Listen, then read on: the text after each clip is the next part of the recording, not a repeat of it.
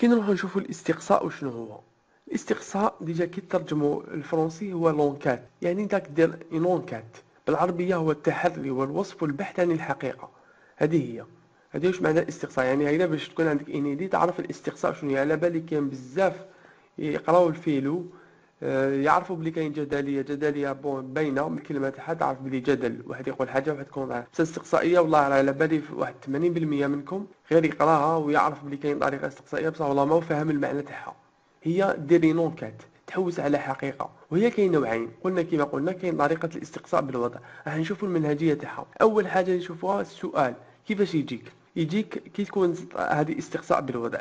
يجيك سواء يجيك مثلا اثبت الأطروحة أو المقولة أو الرأي أو الموقف التالي، ويعطيك الموقف هذاك. إذا جاك السؤال هكذا اثبت الأطروحة، اثبت المقولة، اثبت الرأي، اثبت الموقف التالي، ويعطيك نص هيدا صغيور، يعني انت كش فيلسوف ولا كذا، اعرف بلي استقصاء بالوضع. تقدر تطيح ثاني مثلا يعني يهفك يكون لك سؤال يقول لك كيف يمكن الدفاع عن الأطروحة، كيف يمكنك الدفاع عن المقولة، كيف يمكن الدفاع عن الموقف، عن الرأي التالي، ويعطيك الرأي هذاك. هذه كيف استقصاء بالوضع.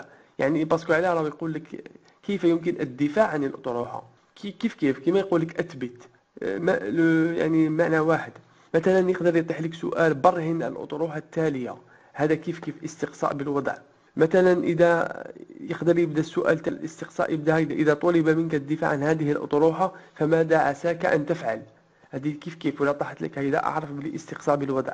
مثلا يقدر يطيح لك سؤال: أكد صحة الأطروحة الآتية، ويعطيك هكذا نص صغير تاع فيلسوف ولا كيف استقصاء بالوضع. هادو كامل أمثلة تاع أسئلة الاستقصاء بالوضع، لازم تكون تعرفهم. غير تشوف سؤال يبدأ بهكذايا اعرف بلي هو استقصاء بالوضع. دوك كمل معايا هنشوفوا المنهجيه كيفاش نديروا المقدمه، الاشكاليه والخاتمه والموضوع. تابع معي. منهجيه الاستقصاء بالوضع كيفاش راح تكون. نبداو دائما كما كالعاده في اي يعني بحث في اي حاجه نديروها، نبداو بالمقدمه. واش نديروا في المقدمه؟ نديروا فكره عندها علاقه بالموضوع. فهمتوني؟ يعني اعطاكم سؤال على الشعور ولا شعور، مثلا على الشعور، راح تبدا له المقدمه هذيك بمقدمه صغيره انك تعرف بالموضوع هذاك، بهذاك السوجي هذاك، بالشعور من الشعور ولا شعور، يعني تعريف صغير في سطر او سطرين. وماذا تزيد هذه اللي كنت تشوفوها الان بالاحمر، هذه يعني توجور عاود كوبيها الا حبيت، يعني تقدر توجور ديرها. يعني مع الاول راح دير فكره عندها علاقه بالموضوع وتعرف بالموضوع، وما كي تكمل دير فاصله وكمل: وقد شاع تصور لدى الاتجاه بان. فهمتوا؟ هذه توجور اكتبها. وماذا اكتب بان. كي تكمل واش تكتب؟ اكتب صيغه الراي المعاكس للسؤال. فهمتوا؟ يعني راك حدير العكس تاع السؤال ديالك. يعني اذا قال لك مثلا في السؤال اثبت ان معيار الحقيقه هو الوضوح، انت راح دير العكس تاعها. فهمتوا؟ راح دير العكس. وش معنى دير العكس؟ يعني انت راح دير كي تكمل تكتب: شاع تصور الاتجاه بان معيار الحقيقه هو النفع. باسكو علاه عطاك في السؤال تاعك في الاستقصاء بالوضع عطالك الوضوح. انت دير العكس تاعو في المقدمه، دير النفع باسكو هو العكس تاع الوضوح.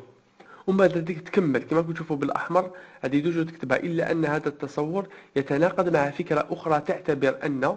ودير هنا صيغه الراي المطروح في السؤال، يعني راح دير معيار الحقيقه هو الوضوح على حسب السؤال تاعك. انا اعطيت مثال بهدايا.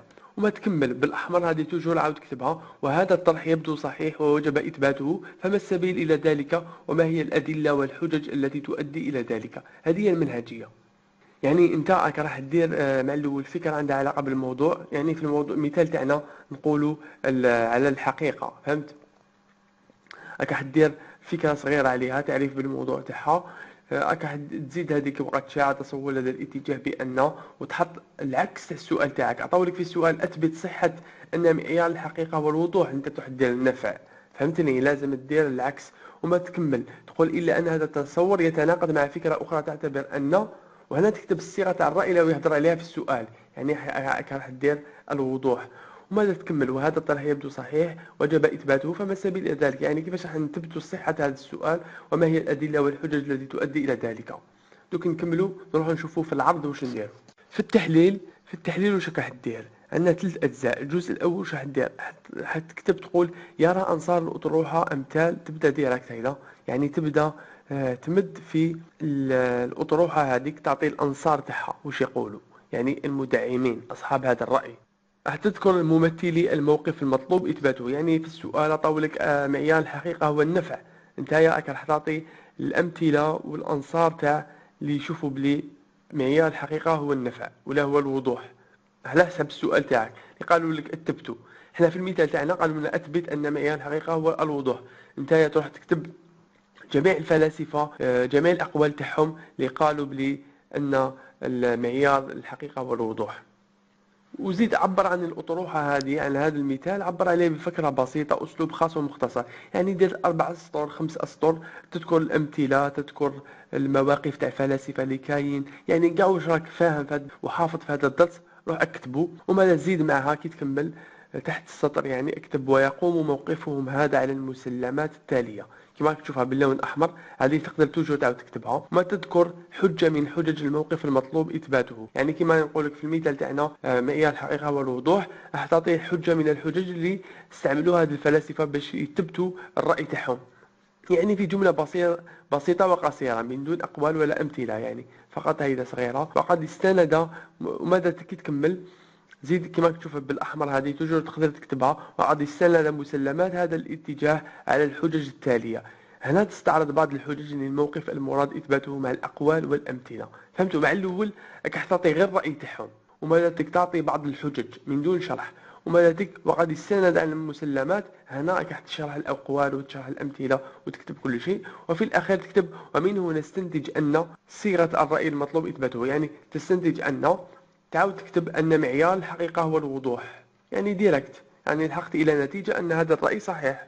فهمت؟ في الجزء الثاني وما دوش دير هنا، حدير موقف معاكس، تبدا هكذا. وبالرغم من ذلك نجد بعض الفلاسفة، وتعطي فلاسفة أسماء، يعني 3 4 شحال كاين اللي يقولوا العكس، مثلا يقولوا معيار الحقيقة النفع ماشي الوضوح، ويصرون على أن تكتب معيار الحقيقة هو النفع ماشي الوضوح، يعني فهمت؟ يعني تكتب بالعكس تاعها. وحججهم في ذلك كالتالي، تذكر الحجج الأمثلة الأقوال كامل اللي قالوهم المعاكسة تاع المثال تاعنا. وانت مع الاخير واش راح تكتب كي تكمل دير كاع هادو تاع العكس المعاكس، راك حدير كما تشوف باللون الاحمر تقدر تكتبها توجور. لكن هذه الاطروحه غير صحيحه، وقد وجهت لها عده انتقادات، وراح تكتب الانتقاد اللي كاين اللي مدوه لهذا الموقف المعاكس هيدا. وماذا تروح الجزء الثالث، تبداها توجور يمكن الدفاع عن هذه الاطروحه القائله بان، وتكتب صيغه الموقف المطلوب اثباته، يعني تكتب بان معيار الحقيقه هو الوضوح كما عطاونا، يعني انت حتدافع ديال الاطروحه ديالك، حتدافع عليها بادله شخصيه وجديده. فهمت؟ هنايا في هذا الجزء يعني راح تمد الراي الشخصي تاعك، وتذكر بعض الحجج، يعني ما ذكرتهاش مع الاول، زائد بعض الاقوال والامثله. يعني انت كي دير الجزء الاول تاعك ما ديرش كلش، يعني خلي شويه الراي الشخصي باش تكتب فيه. فهمتني؟